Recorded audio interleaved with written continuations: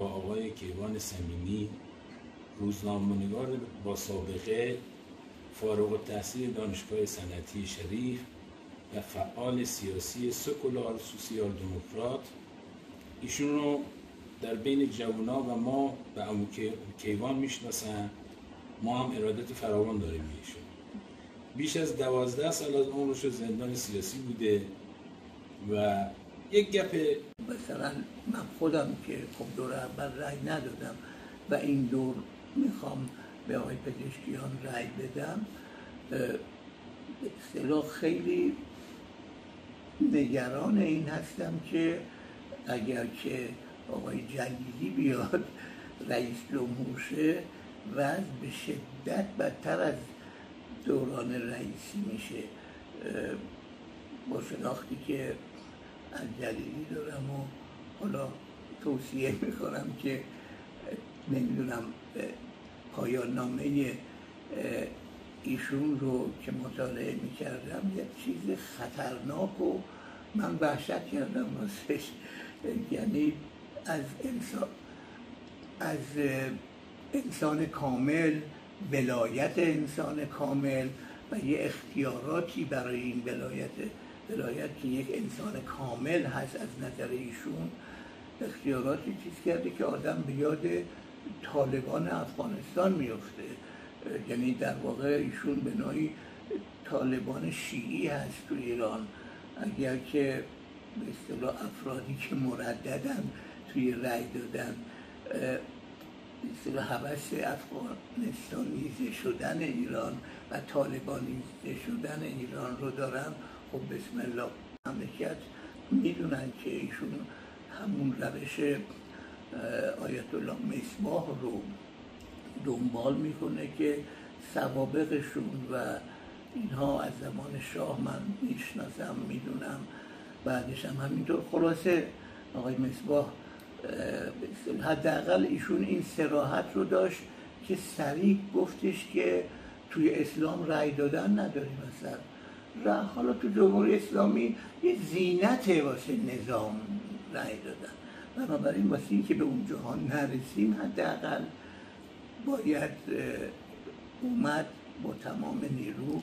منم که رأی نمیدادم دارم دور دوم رأی میدم. دادید که چرا رأی نمیدید؟ فکر میکنید الان روی بحث تاکتیک دارید بحث میکنید یا روی بحث استراتژی؟ اگر اینم توضیح بدید متشکرم.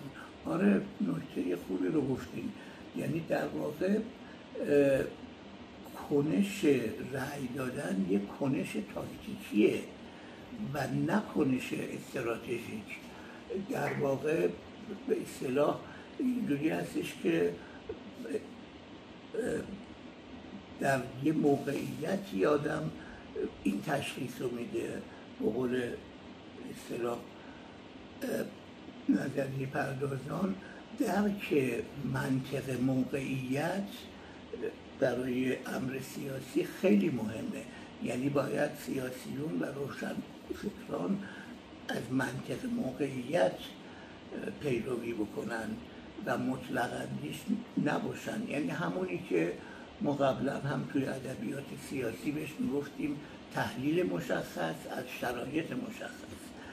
بنابراین این است که توی این مقطع آدم ممکنه به نتیجه برسه که رأی بده به عنوان یه تاکتیک. حتی توی یه حزب یه عده‌ایشون از این تاکتیک استفاده میکنن، یه عده اون فراکسیونن، یه عده اون فراکسیون هستن. اینه که و یه وقتی دیگه نه، به این شرایط ویژه اون مقطع اجازه نمیده که آدم رأی بده و صلاح نیست که رأی بده. بنابراین به اصطلاح این رأی ما و من و اونایی که مردد هستیم هست. خب من که الان دیگه مردد نیستم واسه این دور دوم. اون عزیزانی که مردد هستن در واقع یه رأی اعتراضی برای نجات ایران هستش که میدیم.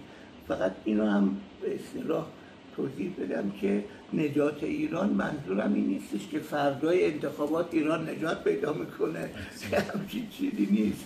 یعنی آقای پزشکیان هم معجزه نمیتونه بکنه، باید به مسائل فرایندی نگاه کرد و نه پروژه. این پروژه شرکت وقتی میره بالا خروجی صندوق از دست ما در میاد.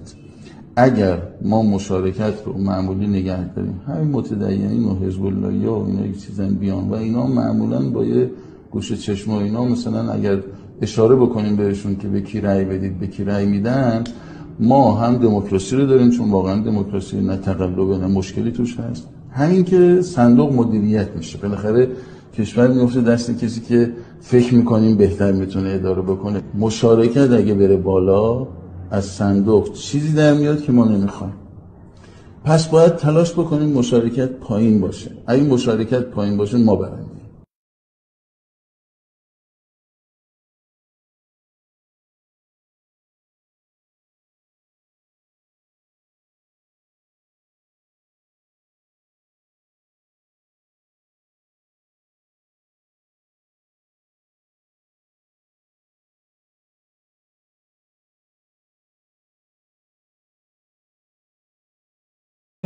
همه باید بیان پاسخ بدن، نه اینکه برن اون دختر رو بگیرن کتک بزنن و بعد مثلا برنامه درست بشه که جنازه‌شو تحویل بدیم، بعدم نمیام شفاف سازی بکنیم هی بگیم آقا اینجوریه.